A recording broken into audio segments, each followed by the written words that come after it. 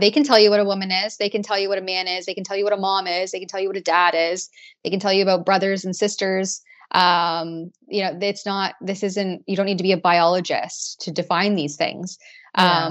But in Ireland, the media minister says that the question, what is a woman, is not relevant in regards to an upcoming referendum on the role of women in society. Let's have a listen. I just think it's appalling as a woman, and a woman as a female sports minister that's trying to promote women in sport.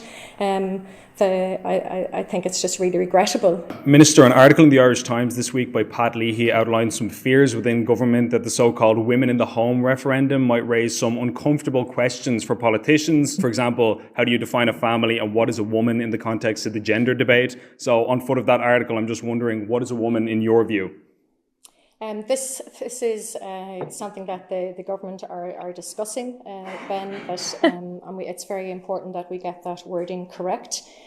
So in relation to the actual wording of the referendum, I should hope that we'd come to agreement on that wording in the coming weeks. I think it's a really important referendum. It's something that I advocated for when I was chair of the Women's Caucus, and that this would lead to a referendum.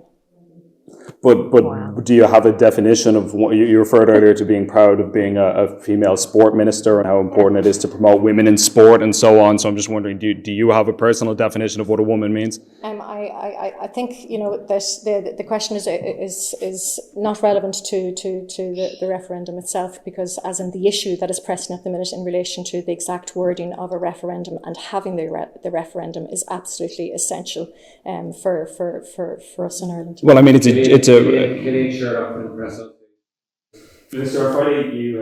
Wow. Absolutely absurd. How is this our life? Like, how is this 2023? Why have we, oh my gosh. It's almost, I don't know. I'm a little speechless. It's so progressive. Stand there and pretend you don't know what a woman is? Yeah. Just because you're the most progressive ever. I had someone once tell me that one day we will no longer have she and he and her and him. We will all be they, thems. Yeah. Well, it seems like that's the goal, doesn't it? Seems like it is, for us to whittle down and have no identities other than that of which the state approves. That's right. You know, it's very like Orwellian. I know we always talk about 1984, Rebel News even revamped it, and there's some beautiful illustrations, I think by 1984.com, but that's what this is. It's, changing the wording, breaking it all down so that there isn't even that many meanings to things anymore.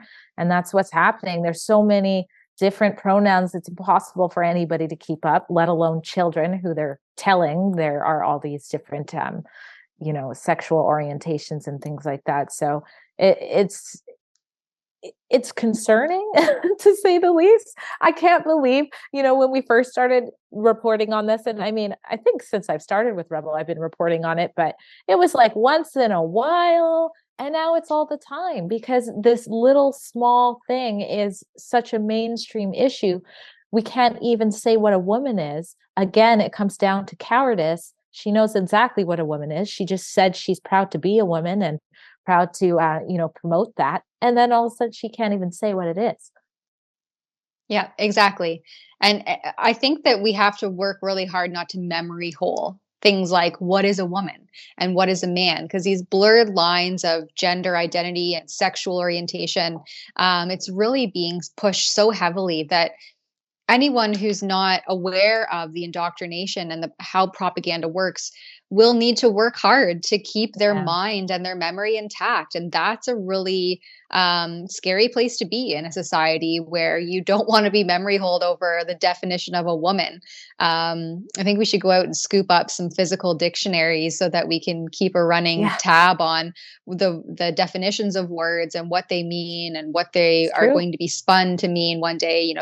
I like to use again that Orwellian word double speak and wrong thing.